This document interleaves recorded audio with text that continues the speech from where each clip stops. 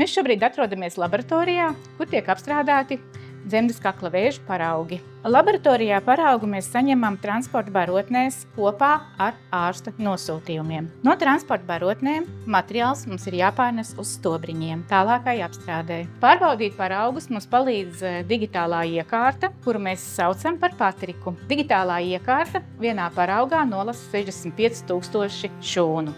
Vienu paraugu Patriks nolasa 6 minūtēs un sniedz ziņojumu par aizdomīgajām šūnām. Paraugu mēs ieliekam speciālā iekārtā, kur notiek krāsošanas process. Pēc tam viņiem vēl virsū tiek līmēts segstikliņš. Tāds viņš iekrāsojās dažādās krāsās.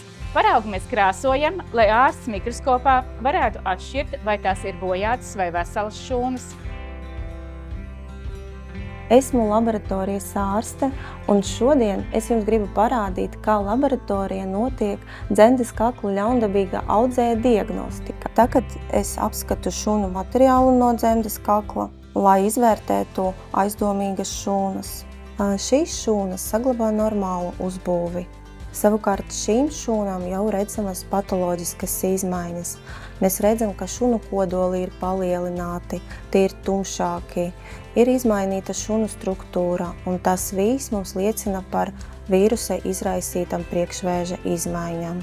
Apvienojot modernas tehnoloģijas un ārsta zināšanas, šodien ir iespējams agrīni atklāt dzemdes kakla priekšvēža izmaiņas. Dzemdes kakla vēža skrīnings tā ir iespēja nesaslimt. Tāpēc es aicinu visas sievietes, lūdzu izmantot šo iespēju, lai pārbaudītos.